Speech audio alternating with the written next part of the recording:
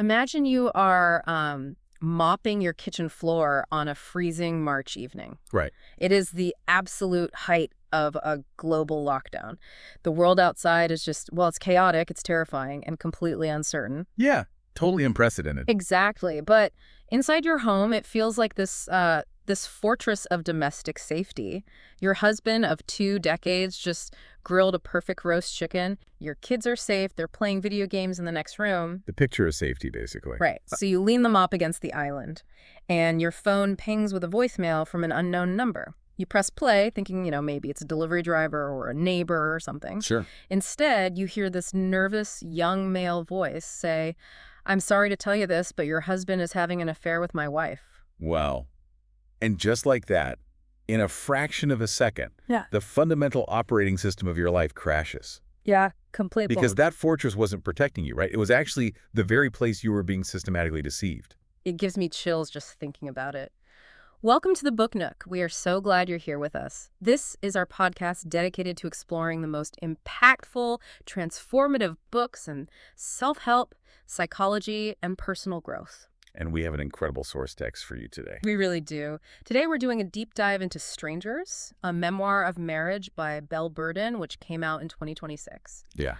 Okay, let's unpack this, because our mission for this deep dive is to really extract the psychological architecture hidden within this memoir. Because it's not just a story of a divorce. No, not at all. We are using this text as a lens to explore identity, these highly invisible systems of power within long-term relationships, and the neurobiology of trauma bonding. Which is fascinating. It really is. And specifically, the exact process of reclaiming your own agency after just a catastrophic betrayal. Yeah, it really serves as this incredibly rich psychological case study. The source material forces us to look at how we construct reality, how we negotiate safety, and what happens when the social contracts we rely on to survive are just unilaterally shredded without any warning. I mean, it's relevant to anyone who has ever compromised a piece of their autonomy for the sake of stability. Which is, let's be honest, almost everyone at some point. So let's ground ourselves in the environment where this inciting incident takes place, because the physical and historical context is really the petri dish for the psychological reaction. Totally. The setting is everything here. Right. So it's March 2020. Belle and her husband, James, have retreated to their isolated property on Martha's Vineyard. Which sounds idyllic, but the context is terrifying. Exactly. The external world is defined by, hospital tents in Central Park and these terrifying daily news metrics. But inside the house, the author describes James as playing the role of this protective patriarch almost theatrically. Right, he's chopping wood. Yes, chopping wood, making whiskey sours at sunset to quote-unquote kill the virus. He is meticulously locking the doors to keep this invisible threat out. Which creates a massive cognitive dissonance when the threat is revealed to be inside the house. Oh, wow. Yeah. Because to understand the psychological impact here, we have to look at how the brain processes safety, especially during a crisis. Right, because everyone was on high alert back then. Exactly. During a pandemic, our amygdala, that's the brain's threat detector, is hyperactive. We seek attachment figures to co-regulate our nervous systems. And James is actively presenting himself as that secure base. Right. So when that voicemail arrives, it doesn't just break a vow. It literally shatters her neurological map of safety. Which makes the juxtaposition the author provides so jarring. It's March 21st, the wind is howling outside, their daughter Evie is making fresh gnocchi. Such a specific domestic detail. Right, and Belle is in these matronly pajamas with wet hair from the shower. It is peak, unfiltered domestic vulnerability. And then she gets the voicemail. And her reaction is what's so telling. Yes. What I find incredibly compelling is how she documents her immediate reaction. She doesn't scream. She doesn't throw the phone. She's in shock. Complete shock. She walks into the guest bedroom where James is sitting on the rug amidst, empty packets of cheddar bunnies. And she just asks him. And what does he do? He looks her dead in the eye, takes her hands, and tells her it meant nothing. He just compartmentalizes it immediately. He actually holds his hands up like he's holding a basketball to demonstrate this, quote, magnetic force they had, but insists it's over. He only loved her, and he is deeply embarrassed. What's fascinating here is the mechanism at play in his reaction. It's profound. He is attempting what we call reality bending or early-stage gaslighting. Oh, interesting. Not denying it, but bending it. Exactly. He isn't denying the event because he can't, right? The voicemail Uh-huh. exists, but he is aggressively trying to dictate the meaning of the event. Right. He is trying to force her to adopt his emotional framing, which is that this is a minor, embarrassing blip that requires absolutely no structural change to their lives. But I struggle with this part of the narrative. I really do. If someone drops a bomb like that, how does a highly educated, intelligent woman sitting in her pajamas just accept the "it was nothing" narrative, even for a second? Well, that's a crucial question, and it speaks to a concept known as betrayal blindness. Betrayal blindness. Yeah, it's a survival mechanism. When the person you depend on for emotional, physical, or financial survival betrays you, acknowledging that betrayal puts your entire survival at risk. Oh, wow. So your brain just protects you. Literally, the brain filters out the threat to maintain the necessary attachment. Bill's brain is desperately trying to bridge the gap between the man who just made a beautiful family dinner and the man who has been leading a double life. Because holding both is impossible. The cognitive load of accepting both realities is way too high, so the brain defaults to the established baseline, which is, he is my husband, I trust him. But the surrealism escalates almost immediately after that. Belle texts the stranger back to ask how long it's been going on. As you would. Right. And the stranger replies that he can't text because his wife, upon realizing the affair is out in the open, has taken sleeping pills and is literally in an ambulance in New York City. It just spirals instantly. It does. So Belle runs to find James to handle this crisis, and she finds him on the phone, actively comforting the affair partner. He gets off the phone, visibly relieved, and tells Belle the other woman will be fine. This is just an astonishing transfer of emotional resources. Right. What the author is observing here is a complete reallocation of attachment. What do you mean by that? In trauma psychology, we look at where a person directs their soothing behaviors under stress. James's soothing behaviors are directed entirely outward toward this other woman, leaving his wife of 2 decades completely unanchored. It's a psychological abandonment executed in real time, right in front of her. And right in the middle of this acute trauma, their daughter Carrie yells out, asking if Belle can make them turnovers. Oh my God. Yeah. And Belle goes to the oven and bakes Pepperidge Farm raspberry turnovers.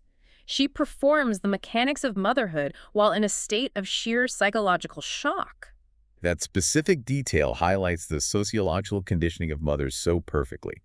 The expectation to maintain the facade of normalcy, to be the shock absorber for the family's emotional well-being, it overrides her own acute nervous system response. She has to keep the peace for the kids. Right. She's in a state of tend and befriend. It's a trauma response where, instead of fighting or fleeing, an individual tries to ensure the safety of offspring and appease the environment just to survive the threat. Which brings us to 6 a.m. the next morning. Pivot. Yes, the massive pivot. So Belle has been up all night, curled on the bathroom floor. She finds James sleeping peacefully in their son's empty bed. Sleeping soundly, by the way. Which is wild. Right. Then, at dawn, he walks into their bedroom, fully dressed in his boots and black parka, holding a canvas tote bag. His eyes are icy, and he completely reverses his stance from the night before. Completely flips the script. He says, "I've decided I want a divorce. I'm leaving." And his parting words to her are, "You'll be fine. You're still young." She is 50 years old. To go from "it meant nothing, I love you" to "I want a divorce" in less than 12 hours is a staggering psychological pivot. It shows that the initial apology was likely just a containment strategy. Oh, just trying to put a lid on it. Exactly. Yeah. Once he realized the containment failed because the affair partner's hospital visit escalated the stakes, he simply discarded the entire relationship system. I've seen readers of the source material call this a hit and run, but I think that metaphor falls short. How so? Well, a hit and run implies an accident where the driver panics. Right. What the author describes feels much more like a man-in-the-middle cyber attack. Oh, that's an interesting way to look at it. Yeah, like James intercepts Belle's reality, alters the data, and feeds it back to her to keep her confused. Because after he abandons his kids on an island during a pandemic and drives back to empty, locked-down New York City, he forces a tense family Zoom call to announce the split. Over Zoom. Over Zoom. And immediately after that agonizing call, he texts Belle, "That was a great visit." Your cyber attack analogy is highly accurate. Gaslighting isn't just lying, it's an attack on the victim's episodic memory and their reality testing. Right, testing what is actually real. When James texts, "That was a great visit," after a traumatic family rupture, He is laying down a fraudulent paper trail. He is relying on a principle of memory malleability. So he's trying to rewrite history in real time. Yes, if he insists the interaction was pleasant, and if he relies on her socialized habit of compliance, he can actually create a shadow reality where his departure was mutual and amicable. He wants the divorce, but he flat out refuses to carry the identity of the bad guy. And he totally relies on her compliance. The source text notes that her own brother called her Belle the Good. She was the obedient child, the woman who hates conflict, who physically turns red when she speaks up. He weaponizes her lifelong coping mechanism of appeasement right against her. Precisely. But if we are going to understand why this compliance was so deeply ingrained in her operating system, we really have to look backward. We need to examine the invisible psychological contracts that were signed on the very first day of this relationship. Okay, let's transition to the architecture of the marriage itself. We have to rewind all the way back to 1998. Back to the beginning. Right. They meet at Davis Polk, which is this massive, high-pressure corporate law firm in Manhattan. Belle is there, but she's already fractured. The author explains that Belle originally wanted to be a writer. Not a lawyer. Not a lawyer at all. But during her senior year of college, this older male student, a confident guy in combat boots she refers to as Greg, publicly decimated her writing in a seminar. He told her she had zero talent, and she just believed him. She buried her voice entirely and pivoted to corporate law. We must pause here because this is the foundational wound. Long before James ever enters the picture, Belle has already established a behavioral pattern. Right, deferring to authority. Exactly. She defers her own internal knowing to confident male authority figures. When Greg attacks her identity as a writer, she doesn't fight back. She internalizes his critique as absolute truth and literally alters her life path. She learns that safety lies in silencing her authentic self. And she is incredibly vulnerable when she and James actually connect. It's 1996, her third year of law school, and she experiences a massive trauma. Her father, whom she absolutely adored and believed was immensely wealthy, dies suddenly at 54. A huge loss. A huge loss, and she's the one who finds his body. And then the ensuing grief is immediately compounded by a devastating revelation. Her father left behind an estate that is $40 million in debt. $40 million. $40 million in debt.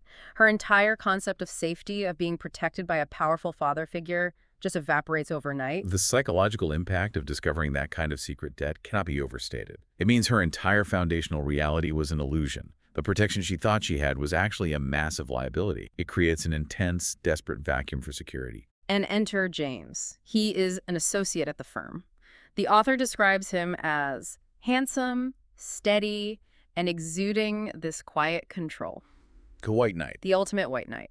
The courtship is defined by acts of caretaking that, honestly, cross over into micromanagement, though they are coded as romance at the time. Like what? Like, he brings her her first soup dumpling.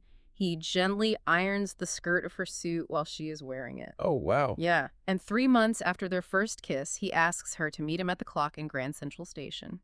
He slips a loose sapphire ring onto her finger and says an incredibly loaded sentence, "Nothing bad will ever come of this." Nothing bad will ever come of this. I mean, in the context of trauma psychology, that is not a romantic proposal. What's it then? That is an impossible guarantee of absolute protection. It is the exact phrase a terrified, grieving daughter who just discovered a $30 million abyss wants to hear. She is looking for a savior to restore the illusion of safety that her father broke. But wait, let me play devil's advocate here for a second. Go ahead. It's easy to analyze this in hindsight and say she was looking for a savior. But isn't it also possible it's just a young man deeply in love trying to comfort his grieving girlfriend? Why do we have to pathologize a grand romantic gesture? That's a fair point, and to be clear, we don't pathologize the gesture itself. But we must analyze the underlying mechanism of the bond it creates. This brings us to the concept of the trauma bond, which is frequently misunderstood in pop psychology. Yeah, people use that term a lot now. They do. A trauma bond isn't just about abuse. It often forms when two people unconsciously match their unhealed wounds. Belle is seeking absolute protection from chaos. But we must look at what James is seeking. And the source material is very clear on James's background. James grew up in the shadow of a father who abruptly abandoned the family and caused complete financial ruin. They lost their home. James lived with a pervasive existential terror of financial instability. Furthermore, right around the time he and Belle get married, his beloved brother Mark dies of a heroin overdose. This was a brother James felt deeply responsible for saving, but couldn't. So map those two psychologies together. Belle is terrified of the chaos of financial ruin and wants someone to take the reins. James is terrified of financial ruin and needs absolute total control to feel safe. So they fit together perfectly. Exactly. When Belle trades her personal agency for James's protection, they form a perfectly interlocking system. But it's a highly fragile architecture. When protection is traded for control, the relationship is built on a power imbalance rather than a true partnership. And we see the structural flaws of that architecture almost immediately. Weeks before their wedding, there is a glaring event. Because of Belle's family background, she has trust funds, she is required to have a prenuptial agreement. Very standard in those circles. Right. But James asks to alter the standard agreement. He requests that only joint assets be split in the event of a divorce. Anything earned individually, kept in individual names, remains entirely separate. This is a critical pivot point in their dynamic. Let's explain the mechanics of this request.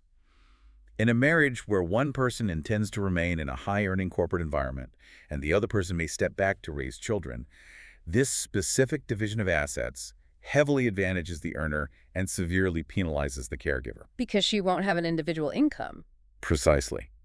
It mathematically values corporate labor over domestic labor. And Belle's own lawyer recognizes this immediately. Over a speakerphone, the lawyer tells her, "This is a bad idea. This isn't fair. You should share what is earned during the marriage." But James is sitting right there in the room. The pressure must have been immense. Oh, totally. And Belle, who is terrified of ruining the romance, terrified of confronting the man who's just promised her nothing bad will ever happen, she overrides her own lawyer. She signs it out of quote-unquote trust. This is where we see the atrophy of the self begin. Why does a highly trained corporate lawyer sign a contract that legally disenfranchises her? Why does she? Because the cognitive dissonance is too painful. To listen to her lawyer means acknowledging that James might act against her interests in the future. It threatens the white knight narrative she desperately needs. So she chooses emotional safety in the present over legal and financial safety in the future. I really want you, the listener, to sit with this moment. Think about a time in your own life, maybe in a workplace negotiation, a friendship, or a romantic relationship where your gut or even an outside expert told you a boundary was being crossed, but you agreed to it anyway just to keep the peace. We've all done it. You didn't want to be perceived as difficult or untrusting. That micro-compromise is exactly what the author is dissecting here on a macro scale. Exactly. And that micro-compromise solidifies into the operational model for their entire 20-year marriage. Which leads us directly into how that model played out day to day, the slow fade, the atrophy. They have 3 children. Belle eventually leaves her legal career entirely. She attempts to work for her brother's startup briefly, but steps away to manage the complex logistics of raising 3 kids in New York City. It's a full-time job. It is. And James, meanwhile, completely immerses himself in the high-stakes world of hedge funds. There is a rigid, unspoken bargain struck. The author notes that James literally states, "I don't do bath, bed, or homework." Let's look at the psychology of outsourcing agency here. Belle accepts this profound imbalance because it aligns with the narrative she constructed in 1998. The protector narrative. Right. She interprets his intense work ethic, working 7 days a week, endless travel, not as abandonment, but as his method of protecting the family. Yeah. It feels honorable to her. But the outsourcing goes way beyond childcare. Belle hands over complete control of their finances to James. She stops paying attention to where the money is, how it's invested, or what the tax structures are. Which is wild for a former lawyer. She actually admits she felt a twinge of shame about this, given her legal background, but she rationalized it. She tells herself, he understands the stock market better. He deals with the accountants. She luxuriates in the privilege of not knowing. The danger of outsourcing critical adult life functions is akin to an untended garden. If you stop watering the plants of your own financial literacy, your social independence, and your boundary setting, the roots die. Yeah, you lose the ability entirely. The muscle of competence atrophies from disuse. You enter a state of learned helplessness. And James, driven by his unhealed childhood terror of financial ruin, happily takes on all the control. He builds a financial fortress with his name on the deed. I have to ask, though, how does a modern woman in the 21st century just fold herself up like that? What are the cultural forces at play that make this seem acceptable? Source material addresses this brilliantly through the lens of generational trauma and cultural conditioning. We have to look at the legacy of infidelity in Belle's family tree. Oh, right. Her grandmother was Babe Paley, this massive mid-century fashion icon, married to Bill Paley, the immensely powerful founder of CBS. A very prominent family. Extremely. And Bill Paley famously had numerous affairs, one of which was practically outed by Truman Capote in a short story, publicly devastating Babe. And Belle's own mother also endured chronic infidelities from her partners. So, map the cultural lesson Belle absorbed from childhood. In her ecosystem, powerful, successful men misbehave. It is treated as an unavoidable accessory to male ambition. Just part of the deal. Exactly. And what is the woman's role? The woman's duty is to silently clean up the mess, to stoically endure the humiliation in order to protect the family image and the patriarchal power structure. You do not demand accountability, you preserve the status quo. And the tragic part is that Belle genuinely believed she had broken that generational curse. Why? Because James wasn't a flashy, gregarious media titan like Bill Paley. James was quiet. He went to bed at 9 p.m. He tracked his sleep on an Oura ring. He loved watching the tennis channel. He seemed safe. Exactly. They built this beautiful, quiet life, the Tribeca apartment, the sprawling Martha's Vineyard estate. She equated the absence of loud conflict with the presence of safety. But an absence of conflict in a relationship is not an indicator of health. Often, a relationship without conflict is simply a system where one person has entirely silenced their own needs to accommodate the other. Which is exactly what she did. Belle never demanded James be present for the children's daily lives. She never demanded financial transparency. She allowed him to dictate the terms of their reality. And when that reality shatters, the collateral damage extends far beyond the marriage itself. We have to talk about what happens after James leaves, because the author's observations on the community's reaction are some of the most piercing insights in the book. Yes, the social psychology of the discarded spouse. It reveals the deeply unsettling way human communities process sudden trauma. So Belle is essentially trapped on Martha's Vineyard as the pandemic drags on. As the lockdown eases slightly over the summer, news of the divorce circulates through their exclusive country club community. And the reaction is fiercely divided. Some are supportive, right? Some women are incredible. They drop off food, they walk with her, they form a protective circle. But others literally cross the street to avoid her. Men she considered close friends turn their backs when she approaches them at the club. To understand this, we have to look at social network theory and the concept of contagion. Contagion, like a virus. Essentially, yes. In highly curated social circles built on the performance of the perfect marriage, a sudden, unexplained divorce is perceived as a pathogen. If a quiet, stable couple like Belle and James can implode without warning, then no one is safe. The community experiences an existential threat to their own secure attachments. So they distance themselves from the victim. Exactly. It's driven by the just world fallacy, the cognitive bias that assumes people get what they deserve.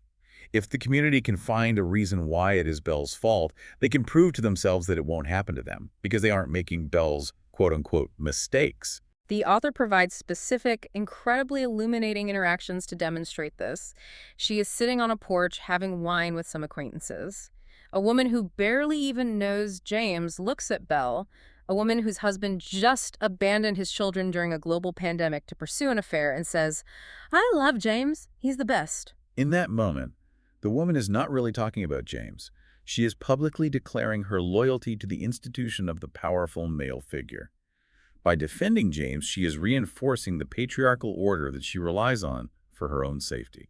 Then there's the man who tells a mutual friend that James leaving Belle is actually a good thing. He calls it a love story, comparing it to his own father leaving his mother to find the true love of his life. Unbelievable. He recasts Belle's devastating trauma as a romantic comedy where she is merely an obstacle to James's self-actualization. It's a complete erasure of her humanity.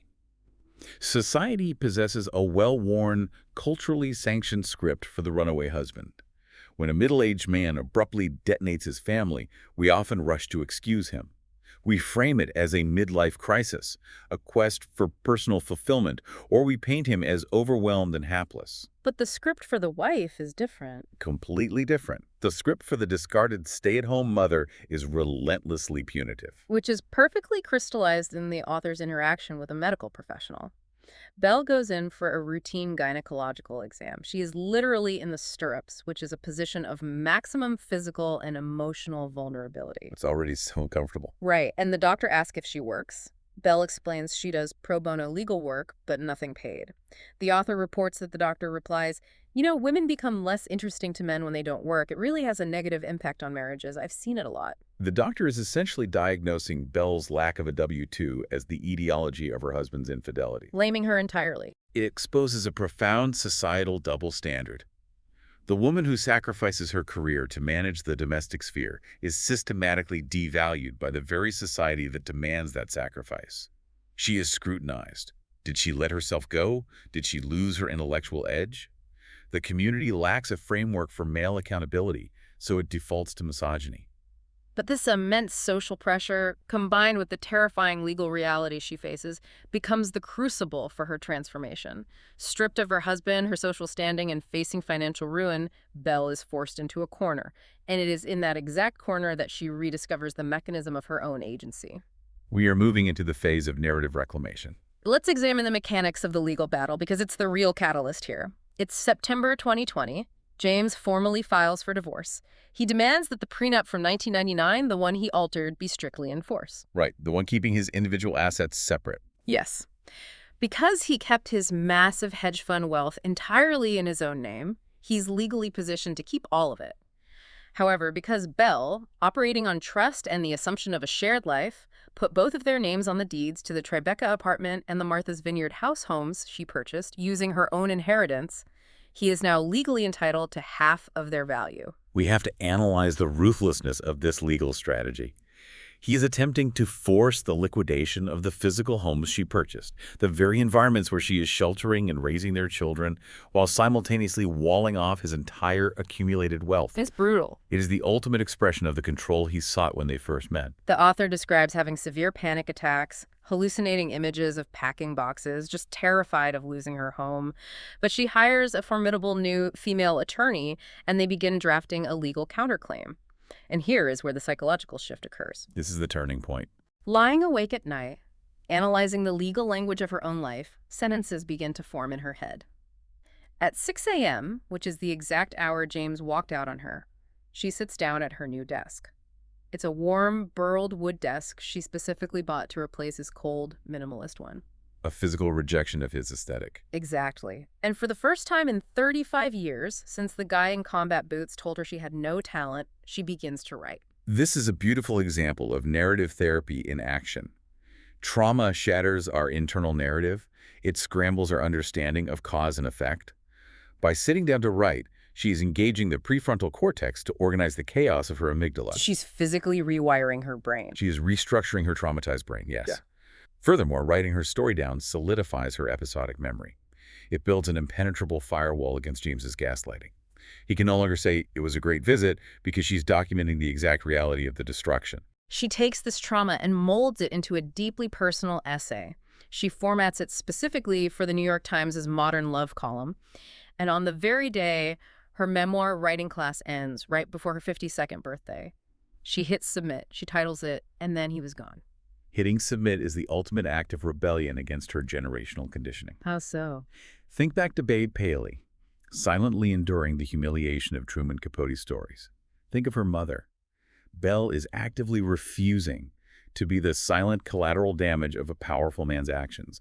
She's stepping into the public square and saying, "I am the author of this history. I will not cover for you." The essay is accepted and published under the title, "Was I Married to a Stranger?" And the societal reaction perfectly mirrors the micro-reaction of her country club, just on a global scale. The backlash is intense. Visceral. The Daily Mail publishes a hit piece mocking her privileged upbringing. Online trolls label her a rich bitch who deserved to be abandoned.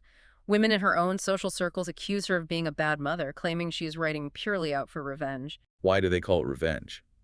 Because they cannot comprehend the woman claiming her truth simply for the sake of survival and art. In a patriarchal structure, a woman speaking out against a man's bad behavior is viewed as an act of violence against the social order. Right. She's disrupting the peace. They attack her privilege because it is an easy vector to invalidate her trauma. But trauma is scale invariant. The psychological devastation of sudden abandonment functions the exact same way, regardless of the square footage of the house you were crying in. But the other side of the reaction is this tidal wave of validation.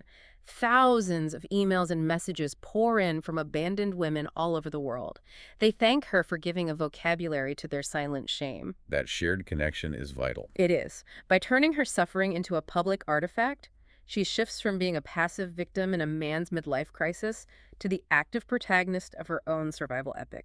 This is why claiming your narrative is arguably the most potent form of self-help. When you name the mechanics of your reality, you strip the abuser, the gaslighter, and the complicit society of their power over your mind. You restore your own locus of control. Which brings us to the resolution of the legal and emotional conflict. The trial is looming.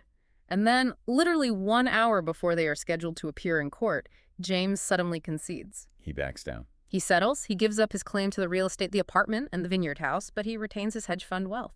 He agrees to pay child support and tuition. Belle secures the physical homes for her children.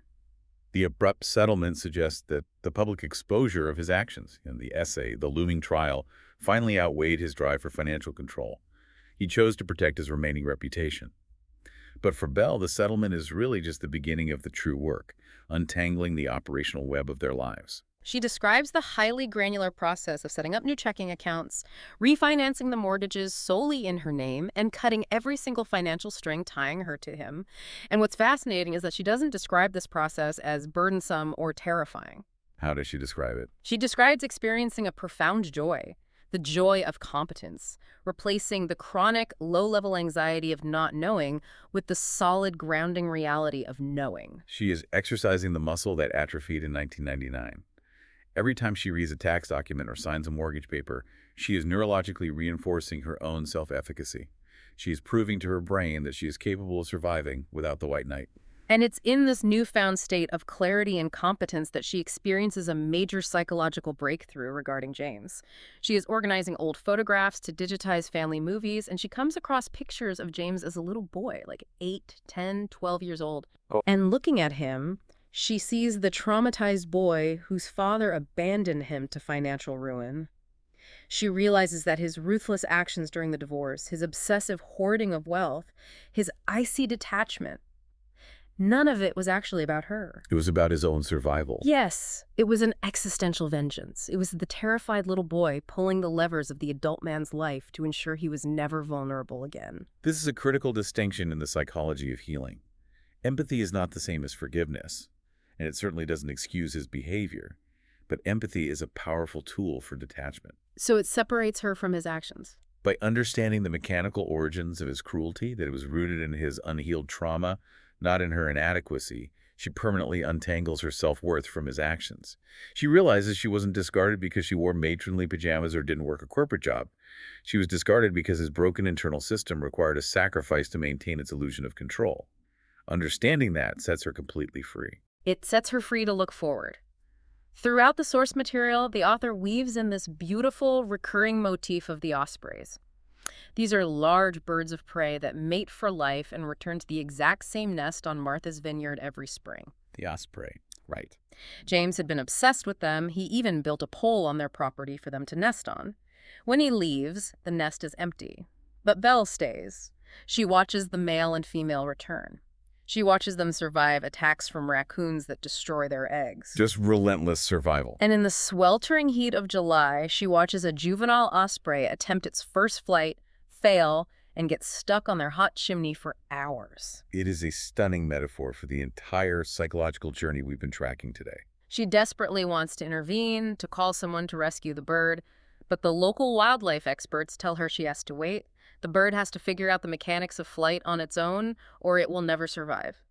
And the next morning, she looks out, and the juvenile bird has successfully flown back to the nest. It figured it out. It's a symbol of survival, of the brutal but beautiful resilience required by nature. Belle was stranded on the hot chimney of her demolished life, but she figured out the mechanics. She flew. And in doing so, she completely rewrote the generational script for her family. Yes. She teaches her daughters, Evie and Carrie, and her son, Finn, an entirely new way to exist in the world. She breaks the Paley legacy. She teaches her children not to shrink to accommodate someone else's ego.